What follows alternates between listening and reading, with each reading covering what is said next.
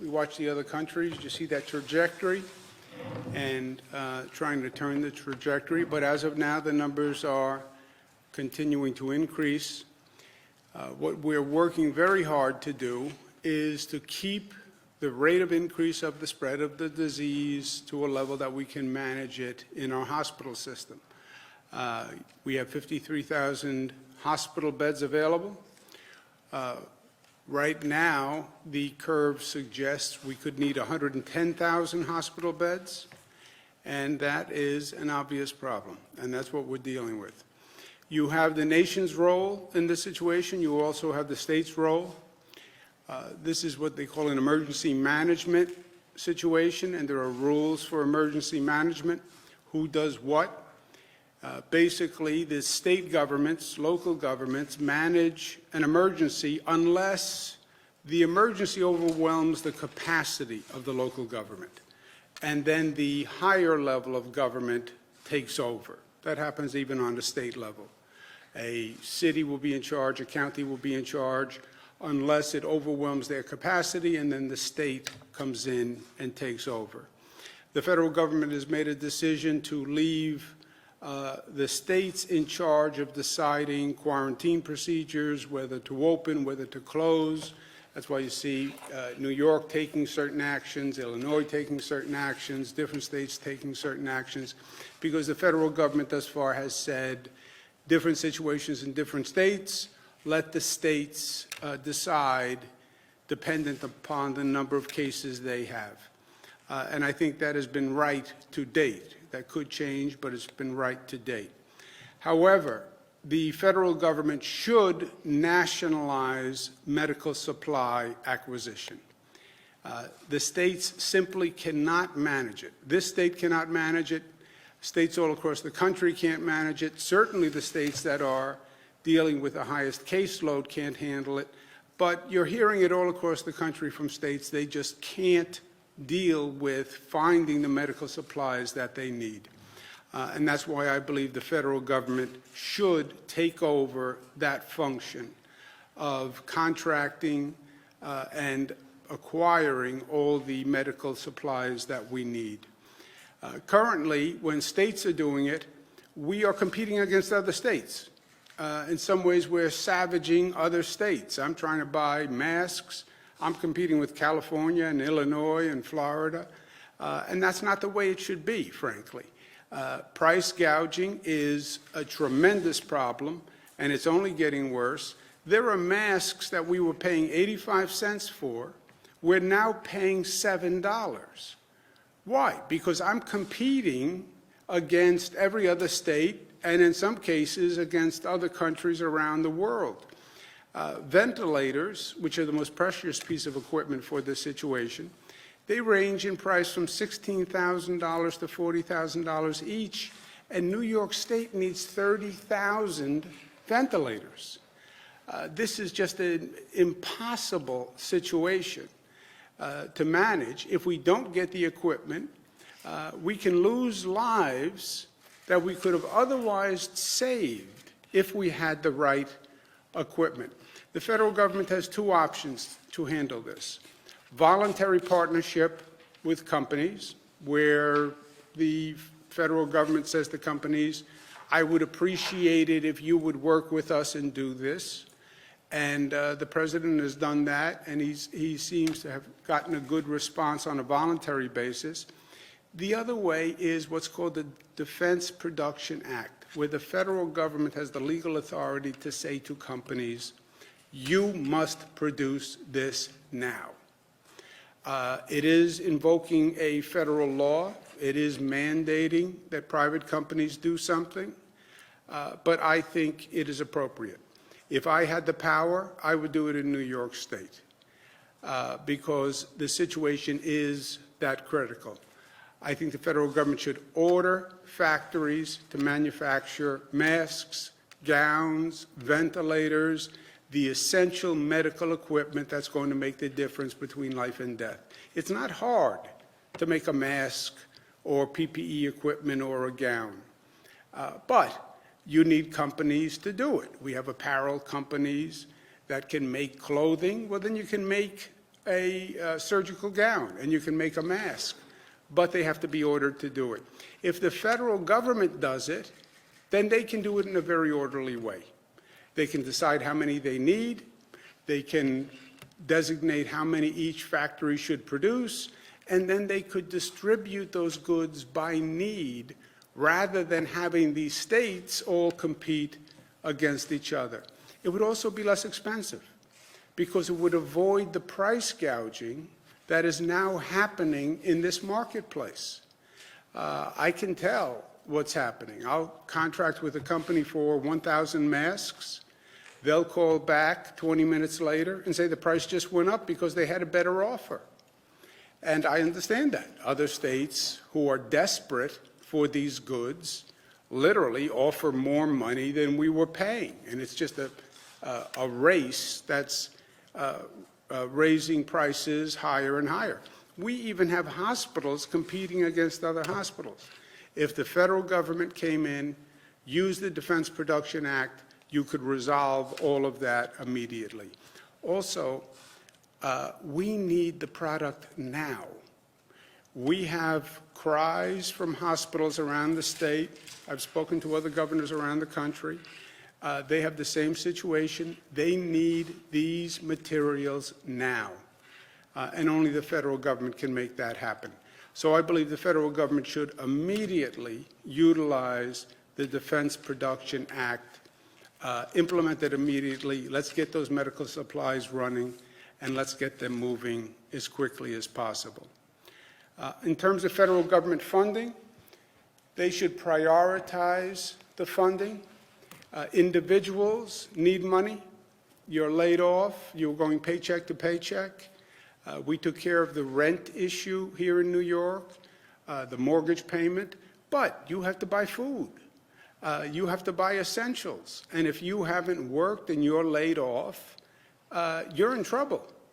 So I think the federal government is exactly right. The president has talked about this. Get funding into the pockets of families that need it to live. Second, money to governments. I'm spending money right now that we don't have. I'm not going to deprive people of medical services, but the economy has stopped. People are not paying their taxes. If you're not paying your taxes, that's a state source of revenue. So funding from the federal government is essential for me. And third, the corporate subsidies that the president is talking about, I think is also right. But the corporate funding should not be a gift to corporations at the taxpayer's expense. Let's learn from what happened in 2008. I was Attorney General at that time in the state of New York, where we bailed out corporations. They bought back stock. They paid their corporate executives handsomely. They benefited from taxpayer money, and the taxpayers wound up getting none of the profits. The citizens should benefit from the corporate success. If the government takes equity, if the government charges an interest rate, but this time, if the taxpayers are going to bail out these big corporations, make sure the taxpayers share in the success of these corporations. Let's do it right this time. Also, the federal funding, they're working on another coronavirus bill. I was in Washington for 8 years. This should not be the usual sausage making of pork barrel, right? When you do a piece of legislation in Washington, most legislatures, it becomes the expression sausage making. It becomes pork barrel. It goes through the political process. And the political process says everybody should get some money, which dilutes the funding, gives it to communities and governments that don't really need the funding, and doesn't even address the need. It's one of the reasons why people are so suspect of government spending, right? Because it winds up pork barrel. Every senator is going to say, I want money for my state. Every congressperson says, I want money for my local district. I want to be able to go home with a little package that I can hand to my local government. That's not what this is about in this case. This is about addressing a need and getting funding, precious funding, to people in places that need it. And the rule here should be money follows the need. It's that simple. What places need it? Self-serving, but New York State has 15 times more cases than any other state right now. Fund the states, fund the places that need it, follow the number of cases, and use need as the basis for funding. It's common sense. It will be respected by the people of this nation. And the alternative to politicize this funding process is intolerable. To my congressional delegation, I say, look, New York received no funding from the first coronavirus bill, even though New York has the greatest need. And that was a technical mistake in the way they wrote the bill. Political custom is one politician or elected official should not pressure people of their own party. My congressional delegation is largely Democrat. So political custom would be, well, don't pressure another Democratic elected official. I say that is baloney. I represent all the citizens of the state of New York. That is my job. It's a very simple job I have. I fight for New Yorkers, period. Democrats, Republicans, period. And this is no time to play politics. And we need our congressional delegation to stand up and to fight for New York. Also on the federal role, I'm requesting today from the federal government that the Army Corps immediately proceed to erect temporary hospitals. I went out yesterday, I surveyed the sites. There are several good options that give us regional coverage. An Army Corps temporary hospital at Stony Brook, which is on Long Island, Westbury, which is on Long Island, Westchester, where we have that terrible cluster, which is, thank goodness, reducing, and the Javits Center, which is a very large convention center in Manhattan in New York, and New York City is obviously where we have the highest number of cases. I met with the Army Corps. They've reviewed these sites. I approve it. I approve it on behalf of the state of New York, and now we just have to get it done and get it done quickly. These temporary hospitals are helpful, but they don't bring supplies and they don't bring staff. And that compounds our problem of not having enough medical supplies, and frankly compounds our problem of not having enough medical staff because we are trying to increase the capacity in our existing hospitals.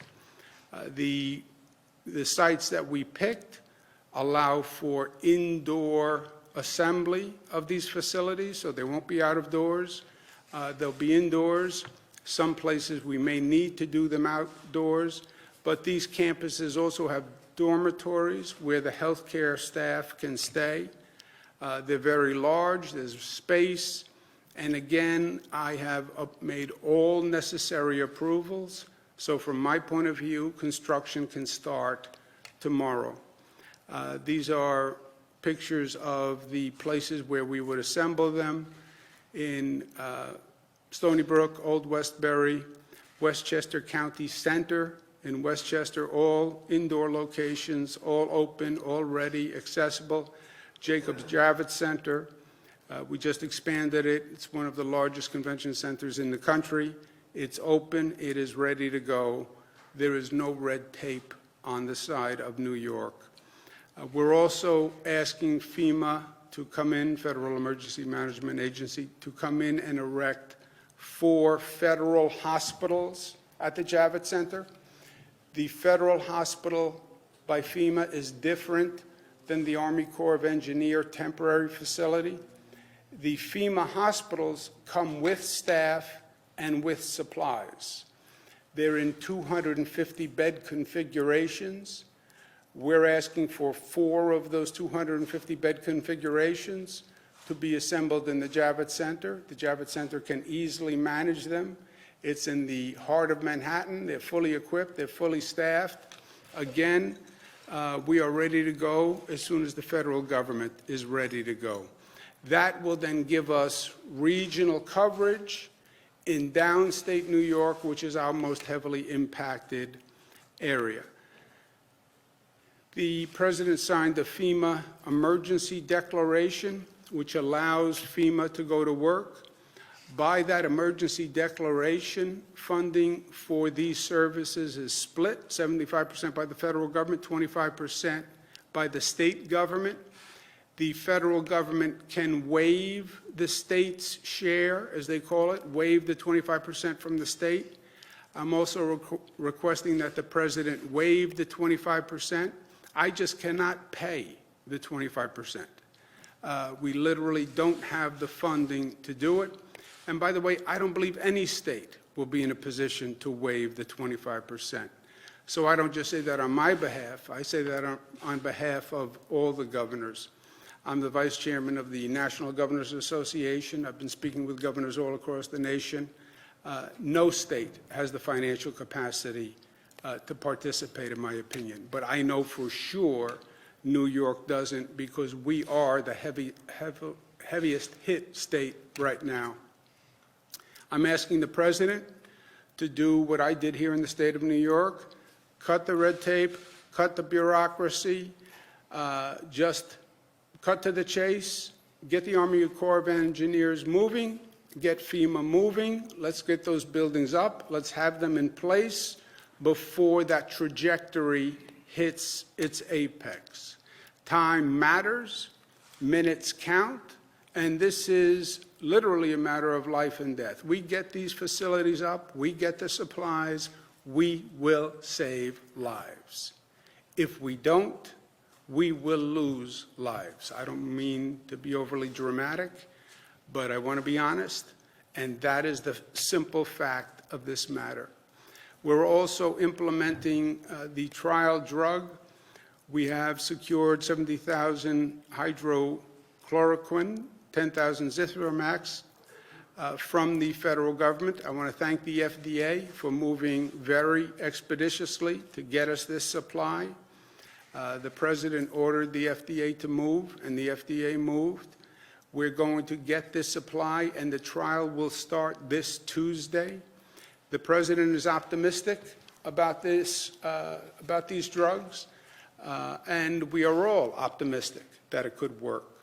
I've spoken with a number of health officials, and there is a good basis to believe that they could work. Some health officials point to Africa, which has a very low infection rate. And there's a theory that because they're taking this anti-malarial drug in Africa, it may actually be one of the reasons why the infection rate is low in Africa. We don't know, but let's find out, and let's find out quickly. And I agree with the President on that, and we're going to start, Tuesday. I also think the FDA should start approving serological testing for coronavirus antibodies, and they should do it as soon as possible. What this does is it tests the blood to see if you have antibodies that were created to fight the coronavirus. Remember, all the health officials say the coronavirus was here before we started to test. Many more people have had the coronavirus than we think. Most people have resolved the coronavirus who have had it. How do you know that? You can test and find the antibody that the body created to fight the virus. If you have that antibody, it means you had the virus and you resolved it. Why do you want to know that? Because I want to know who had it, who has the antibody, which means they most probably will not get it again, and that can help us get our medical staff back to work faster. So it's a different level of testing, But I think the FDA should move as expeditiously as they have before on this type of testing. Find out who had it, who has the antibodies, and that will help us, especially on medical staff shortages. Also, on the state role, what am I supposed to do? I'm not just looking to the federal government. I understand that we are responsible here in the state of New York, and we're doing everything we can on hyperspeed. We have to expand the existing hospital capacity. This gets back to the 53,000 current beds when we may need 110,000 beds. We have said to the hospital administrators, we have a goal of you increasing your capacity in each hospital by 100%.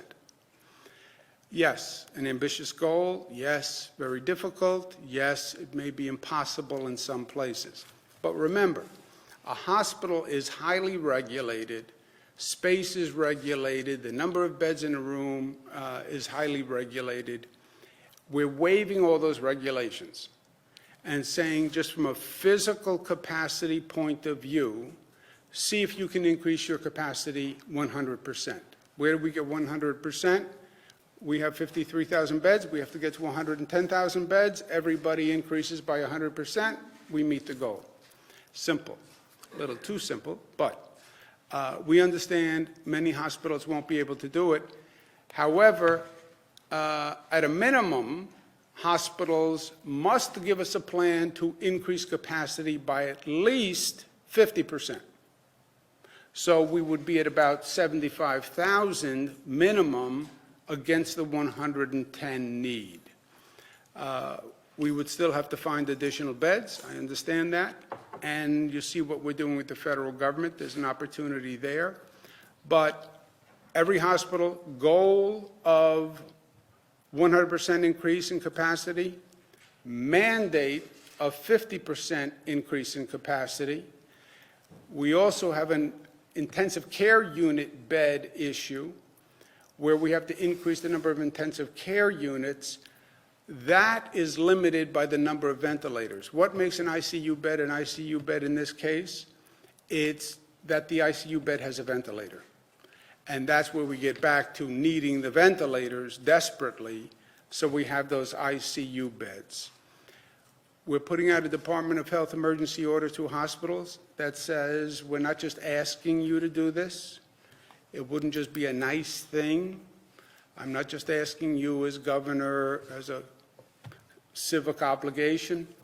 This is a law that the hospitals must come up with a plan to increase capacity, a minimum of 50, goal of 100%. We're also canceling all elective, non-critical surgery for hospitals as of Wednesday. Elective, non-critical. If it's a critical surgery, fine. If it's not critical, then postpone it. That alone should get us 25 to 35% more beds. And again, that is a mandate that is going into effect for the hospitals. I understand the hospitals are not happy about it. I've heard that. The elective surgery is a big source of revenue for the hospitals. I understand that, but this is not about money. This is about public health. And we're putting that mandate in place starting today. We're also creating additional beds in places where we can. We're taking over existing residential facilities, hotels, nursing homes, and repurposing existing facilities. For example, this is the Brooklyn Center for Rehabilitation and Healthcare, 600 beds that we're going to take over, and it will serve as a temporary hospital. And we're doing this in facilities all across the state. Two different facts. I want to make sure we're clear just so there's no confusion. Fact one, young people can get the coronavirus. They are wrong when they say they can't get it. They can get it. 18 to 49-year-olds represent 53% of the total cases in New York. This is not China. This is not South Korea on the theory that, well, I'm an American youth and therefore I have a superior immune system than China or South Korea. No, that theory is not correct. In New York, 53% of the cases, 18 to 49 years old.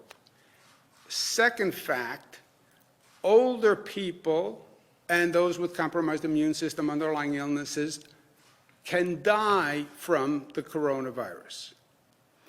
You're right, the 18 to 49-year-old is probably not lethal, but you can get it, and you can get sick. And it's a nasty illness, and then you can transfer to someone else. That's the case for young people. Older people, obviously, if you're a vulnerable person, it can be lethal. Both facts are true, and both facts have to be understood. Young people can get it, you will get sick, you probably won't die, but you can transfer it to someone who may very well die. And you can transfer it even inadvertently without knowing you're doing it. You can touch a surface, walk away. A day later, someone can sit at this table and put their hand in the same place and contract the virus. I was in New York City yesterday. It was a pretty day. There is a density level in New York City that is wholly inappropriate. You would think there was nothing going on in parts of New York City. You would think it was just a bright, sunny Saturday. I don't know what I'm saying that people don't get. I'm normally accused of being overly blunt and direct. And I take that. It's true. I don't know what they're not understanding. This is not life as usual. None of this is life as usual. And this kind of density, we talk about social distancing. I was in these parks, you would not know that anything was going on. This is just a mistake. It's a mistake. It's insensitive, it's arrogant, it's self-destructive, it's disrespectful to other people, and it has to stop, and it has to stop now. This is not a joke. And I am not kidding. We spoke with the mayor of the city of New York and the speaker of the city council, Corey Johnson. I told both of them that this is a problem in New York City. It's especially a problem in New York City parks. New York City must develop an immediate plan to correct this situation. I want a plan that we can review in 24 hours so that we can approve it. There are many options. You have much less traffic in New York City because non-essential workers aren't going to work. Get creative. Open streets to reduce the density. You want to go for a walk? God bless you. You want to go for a run? God bless you. But let's open streets. Let's open space. That's where people should be, in open space areas, not in dense locations. There is no group activity in parks. That is not the point. We spoke about it the other day. All sorts of kids playing basketball yesterday. I play basketball. There is no concept of social distancing while playing basketball. It doesn't exist. You can't stay 6 feet away from a person playing basketball. You can, but then you're a lousy basketball player and you're going to lose. You just cannot do that. We also have bigger parks in New York City. We opened Shirley Chisholm Park in Brooklyn, 400 acres. Van Cortlandt Park. There are big parks. There are big spaces. That's where you want to be. But we need a plan from New York City. I want it in 24 hours because this is a significant problem that has to be corrected.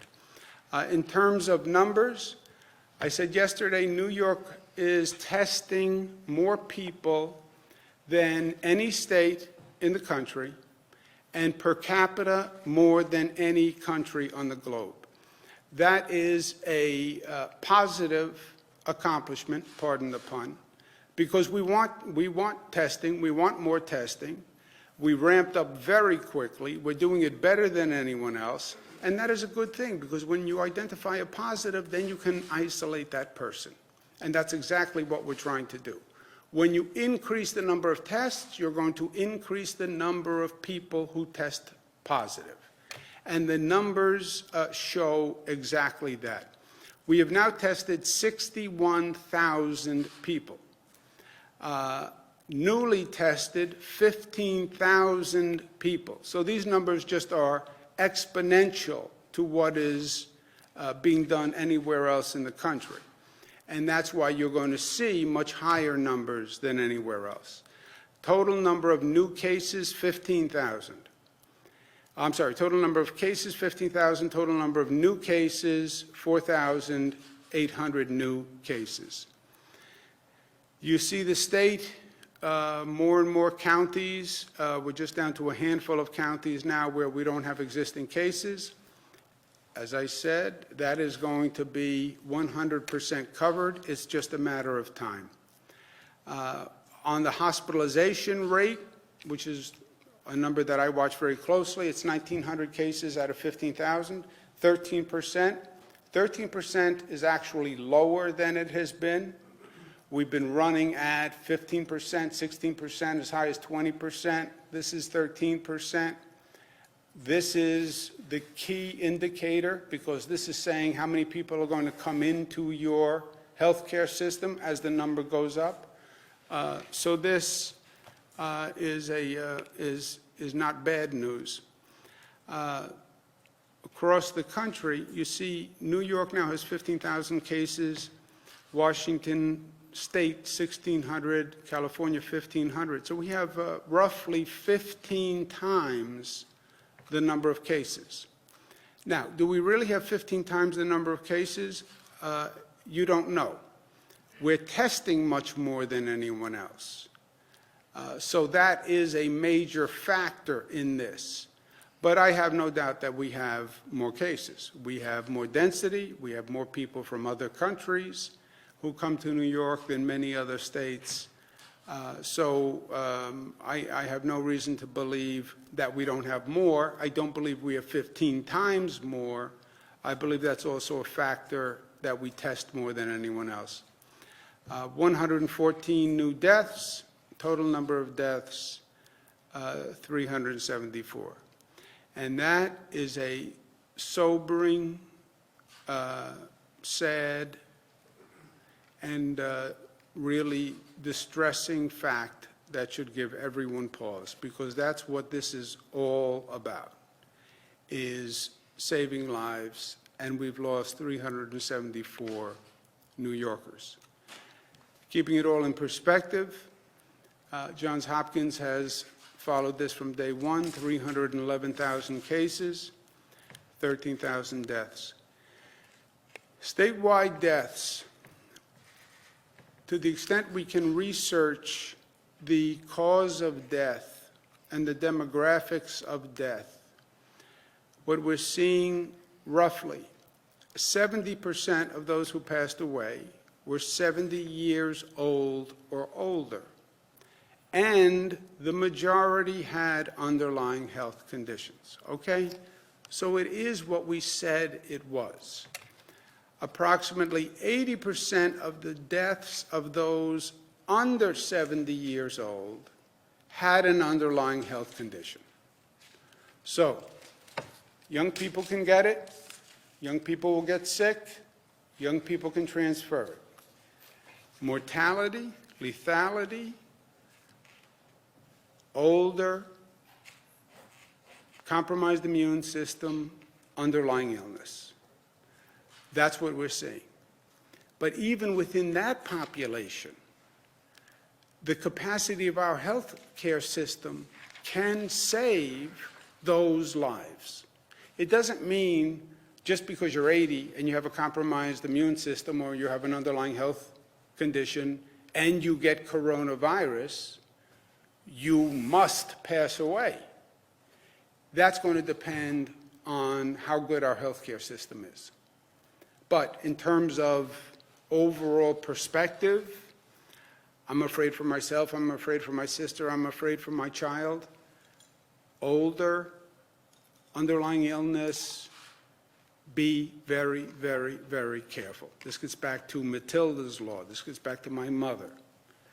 That's my fear. This gets back to nursing homes, senior care facilities, etc.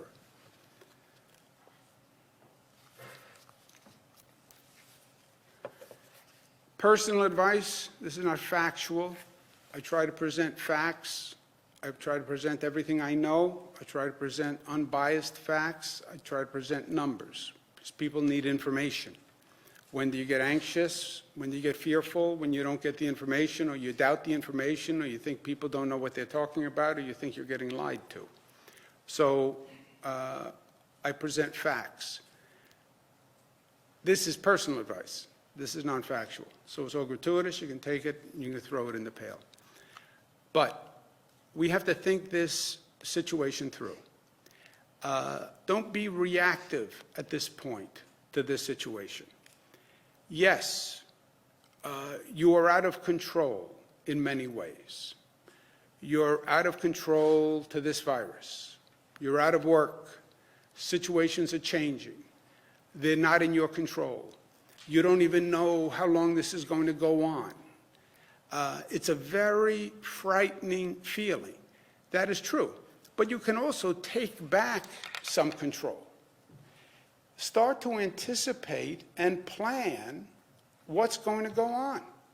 Plan for the negatives and plan for the positives. There are going to be negatives and there are going to be positives. There are real economic consequences. How do you handle the economic consequences? You're not alone. It's everyone in the United States. That's why you see this federal government acting quickly to get funding into the pockets of families who need it. But think through what the economics mean. Think through the social issues and the social impact of this. Think through the emotional issues of this. You know, it would be unnatural if you didn't have a flood of emotions going on. It would be unnatural. Either you wouldn't understand what was happening or you wouldn't appreciate it. But if you know the facts and you understand what's going on, you have to have a flood of individual emotions, positive and negative, and anticipate it. You know, stay home, stay home, stay home. Whether you stay home, remember the old expression, cabin fever, right? You stay home alone, you don't want to be isolated emotionally. You can be isolated physically. You don't want to be isolated emotionally. You want to keep those emotional connections. You want to talk to people. You want to write letters. You want to have emotional connectivity. That is very important. If you're not alone and you're in the house with the family and the kids and everybody's together, that's a different set of emotional complexities. You know, being in that enclosed environment, normally the kids are out, everybody's going to work, and you're only together a short period of time a day. Now you're all in the same place for 24 hours. You know, I remember when the kids were young, what it was like. It was pure joy. But I remember what it was like to be with them for multiple hours. You know, it's complicated. I live alone. I'm even getting annoyed with the dog, you know, being in one place. So think that through, because that is real, and it's going to go on for a period of time. This is not a short-term situation. This is not a long weekend. This is not a week. The timeline, nobody can tell you. It depends on how we handle it. But 40%, up to 80% of the population will wind up getting this virus. All we're trying to do is slow the spread, but it will spread. It is that contagious. Again, that's nothing to panic over. You saw the numbers. Unless you're older with an underlying illness, etc., It's something that you're going to resolve, but it's going to work its way through society. We'll manage that capacity rate, but it is going to be 4 months, 6 months, 9 months. You look at China, once they really change the trajectory, which we have not done yet, 8 months, we're in that range. Nobody has a crystal ball. Nobody can tell you, well, I want to know, I need to know. Nobody can tell you. I've spoken to more people on this issue than 99% of the people in this country. No one can tell you, not from the superb Dr. Fauci to the World Health Organization to the National Institute of Health, but it is in that range. So start to plan accordingly. It's going to be hard, there is no doubt. I'm not minimizing it, and I don't think you should either, but at the same time, it is going to be okay. We don't want to overreact either, right? The grocery stores are going to function, there's going to be food, the transportation systems are going to function, the pharmacies are going to be open, all essential services will be maintained. There's not going to be chaos, there's not going to be anarchy, order and function will be maintained. Life is going to go on. Different, but life is going to go on. So there is no reason to be going to grocery stores and hoarding food. You see all this overreaction on the TV every day, which then makes you think, well, maybe I'm missing it. Maybe I should run to the store and buy toilet paper. No. Life is going to go on. The toilet paper is going to be there tomorrow. So a deep breath on all of that. But I do believe that whatever this is, 4 months, 6 months, 9 months, we are going to be the better for it. You know, they talk about the greatest generation, the generation that survived World War II. Dealing with hardship actually makes you stronger. Life on the individual level, on the collective level, on the social level, life is not about avoiding challenges. Challenges are going to come your way. Life is going to knock you on your rear end at one point. Something will happen. And then life becomes about overcoming those challenges. That's what life is about. And that's what this country is about. America is America because we overcome adversity and challenges. That's how we were born. That's what we've done all our life.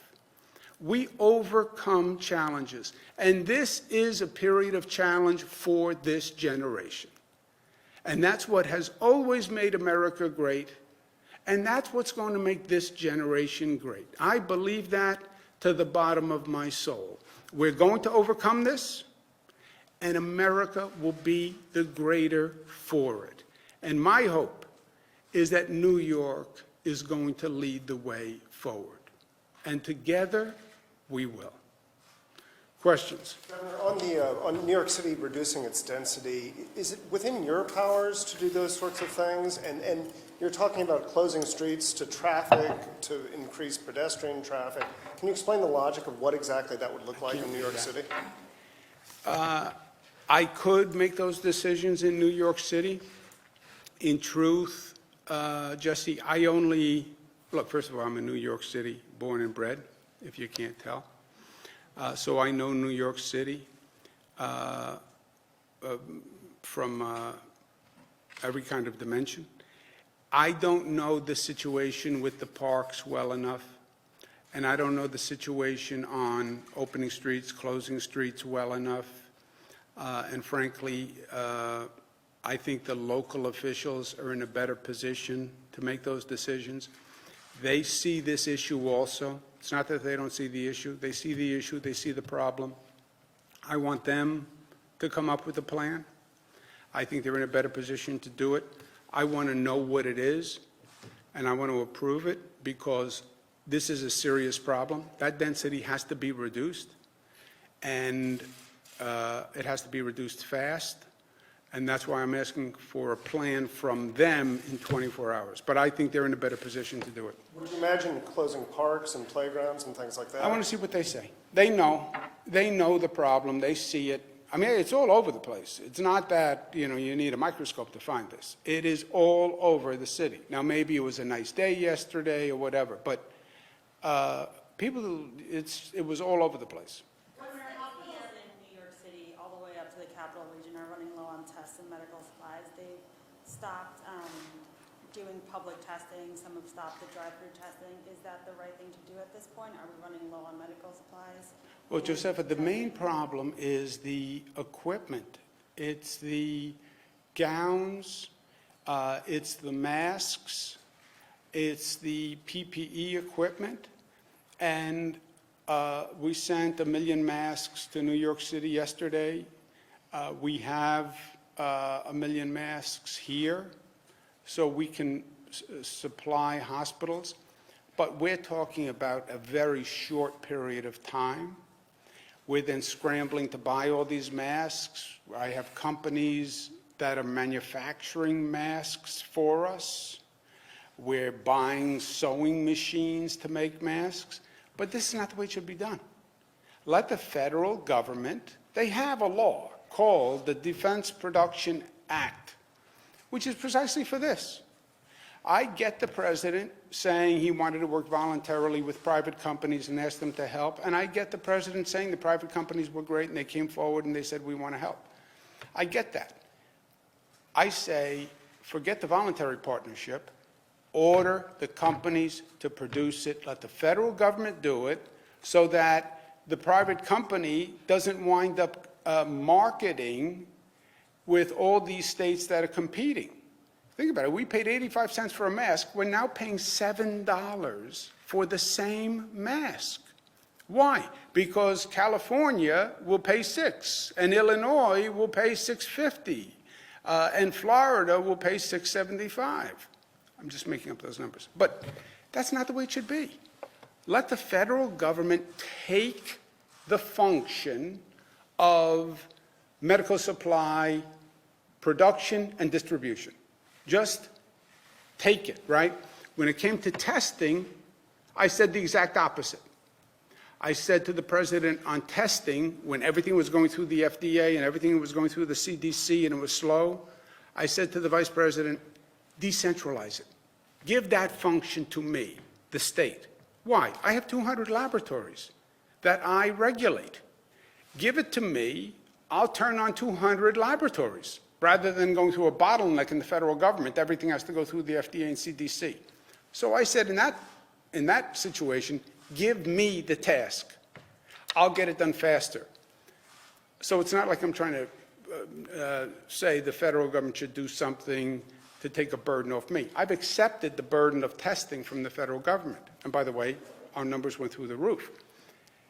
This task, they are in a better position to do than I am. Order the production of masks and gowns and ventilators. Give them a deadline.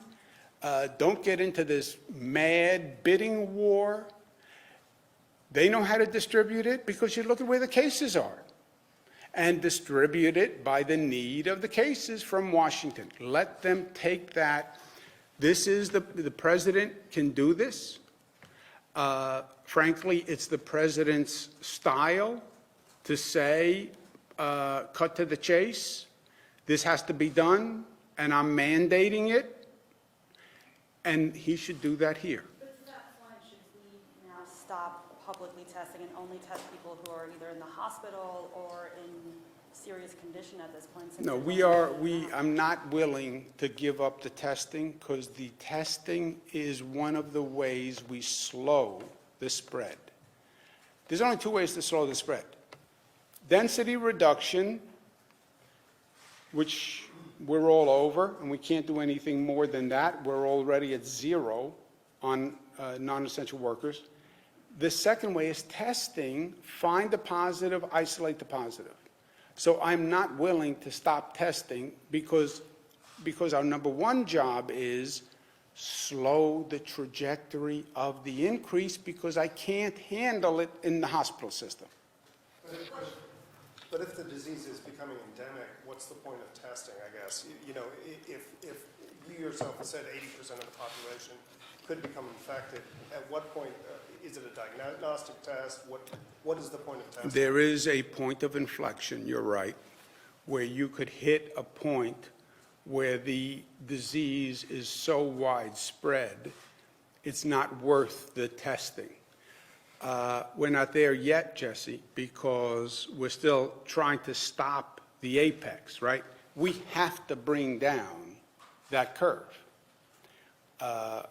Even if we're successful on this health order, where we get the hospitals to go to 50% additional capacity, I'm still at only 75,000 beds when we need 110. I'm still only at 13,000 ICU beds when I need 37,000 ICU beds. I'm still at only 6,000 ventilators when I need 30,000 ventilators. So we have to do everything we can to keep that curve down, and testing is essential to that. What should police departments be doing to enforce the rules once they go into effect at 8 p.m.? Should police be breaking up groups of people hanging out on the sidewalks, or the streets, or the parks? That's what I want to see from New York City. I want New York City, I want the mayor, the city council, Speaker Corey Johnson, let them come up with a plan. Get it to me within 24 hours. I want to approve it, but I'm open to anything. But it has to be done quickly, and it's going to have to be dramatic action. Excuse me one second, because it's not, I can't say anything more than I've said, right? How many times can you say you're being reckless and selfish, and you know, brings out the best, it brings out the worst. We all talk about being a community. We're a community. What does a community mean? We're interconnected. We're interdependent. I rely on you. You rely on me. That's community. That's us at our best, the community of New York. I need to be able to rely on you. And that means you have to be smart and responsible in your actions. And you have to be able to rely on me. And that means I have to be smart and responsible in my actions. And that's the social contract between us. I have a right to expect that from you, especially in dire circumstances. And we're not there, and we should be there. And I'm going to keep saying it, but we're also going to be doing it. And I want the plan from New York City to make that a reality. Sorry, I'm sorry. The Attorney General today saying that she wants next month's elections to be absentee only statewide to like avoid people living in places. What do you think about that? Is that something you're discussing? We are discussing, we have done increased absentee ballots for elections. I think it's a good idea anyway. We should have done it a long time ago. It's especially a good idea when you don't want a lot of people going to a polling place. Melissa was handling that issue. Sure. Article 2, Section 2 of the Constitution says that there are only two ways that you can vote absentee. One is if you're sick, and the other is if you're unable to go to the poll. Over time, the legislature has legislated what it means unable to go to the poll as being out of county. And so what we're looking at is if our executive authority will allow us to overcome that, or if we have to talk to the legislature about changing the law to allow for it. Okay, so you don't know whether yet you have the power to actually say suspend all voting in person. Exactly, that's what we're reviewing right now. Are there any steps for nursing homes that are going to, that the state's looking at? We're seeing, some deaths at a retirement community. No, we've done everything we can. They are the vulnerable area, right, because they're a congregation of the vulnerable population. We said no visitors, which is really dramatic and sad action, right? You're in a nursing home, you're alone, you look forward to family visiting, and then we say no family visitors. We're encouraging and working with the nursing homes for telecommunications and Skype and FaceTime and all that. But nothing new. No plans to test all the workers there, the yes, we have those regulations that before the staff comes in, they have to be tested. Governor, I need to circle back on your comments regarding time matters, minutes count, this is a matter of life or death. How are you telling hospital staffers and hospitals in general to prepare while we wait to see whether the federal government hears your call to action? How are you telling them to prepare right now based on what you've described to us? You got two separate tracks. It's a good question. Two separate tracks. One, state action. Assume no one else does anything but you, right? And I operate on that track. Assume the federal government doesn't do anything, and it's just New York State and New York State alone. And we're going down that track, and I'm doing everything possible on every level to do just that. And that's increasing the hospital capacity, minimum 50%, goal of 100%. They have to come up with a staffing plan to do that. That's finding the medical supplies for them. I'm not stopping on the medical supplies. We're manufacturing masks. I'm talking to uniform manufacturers to get them sewing machines to convert. I have apparel companies that manufacture in China to stop making dresses, to start making gowns. I mean, we're doing every kind of thing we can do. Child care facilities for healthcare workers, special protections for healthcare workers. Assume the federal government does nothing. And we have that plan in place. At the same time, I am saying to the federal government, you need to do what you need to do. There is a federal role here. And this emergency management protocol, well, we support the states. Yeah, you support the states if the states can do it. That's what the emergency management protocol is. I do this as a governor. There's a flood in Erie County. Okay, Erie County, you're in charge. Call me if you need something. Yeah, I get that. But if I know the flood can't be handled by Erie County, then I come in, and I'm the governor. And I come in and I say to the county executive, we're here, I'm the governor, I'm going to bring state resources. I'm saying to the federal government, and I'm saying to the president, you should take over the medical supply function. Invoke fully the Federal Defense Production Act, order manufacturing companies to manufacture it. Every state is saying, every city is saying they're running out of medical supplies. Do that. B, get FEMA, get the Army Corps of Engineers. You have the sites. Tell them to come up here tomorrow and start building those emergency hospitals. C, pass the funding. Don't let the Congress make it pork barrel. Don't let them make it political patronage where everybody brings home 50 cents, but you actually don't fund the places that need it and the people that need it. Help the corporations, but don't help the corporations like we did in 2008, where the senior executives get tens of millions of dollars in bonuses, and now the taxpayers are supposed to fund that corporation to bail them out, and then the corporation 2 years from now is making record profits, and the normal economy hasn't rebounded, and the taxpayer who subsidized the corporation is still struggling to pay their mortgage. We did that in 2008. You want to give a corporation money? Say, okay, here are the rules. You can't buy back stock. I want the bonuses to CEOs back. I want an equity stake in the company. I want interest in the company, an interest rate on the loan, but something that gets the profit back to the citizen. You know, we're tired of making these big corporations rich at taxpayers' expense.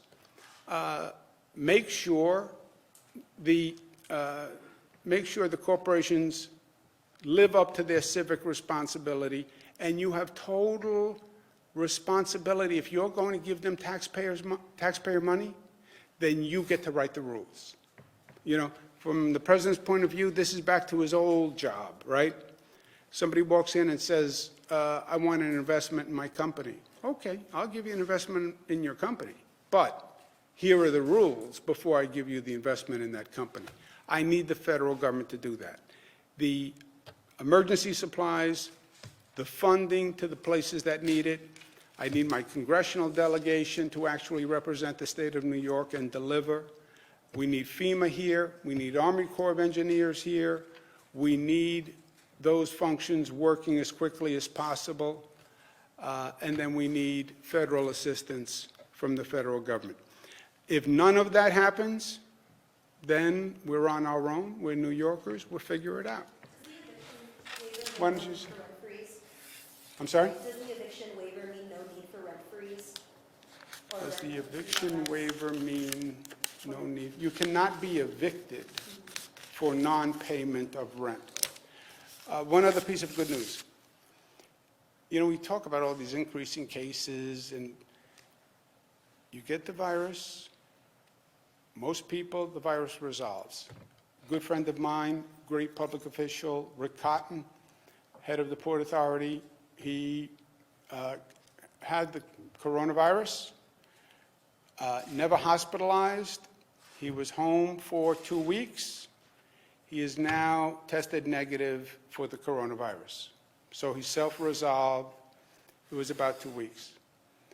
I don't even know that he needed all 2 weeks. I'm a little suspicious that maybe he resolved in 1 week and then he just took another week vacation, but I don't want to push the point. I'm going to go to work. Thank you guys very much. The state what?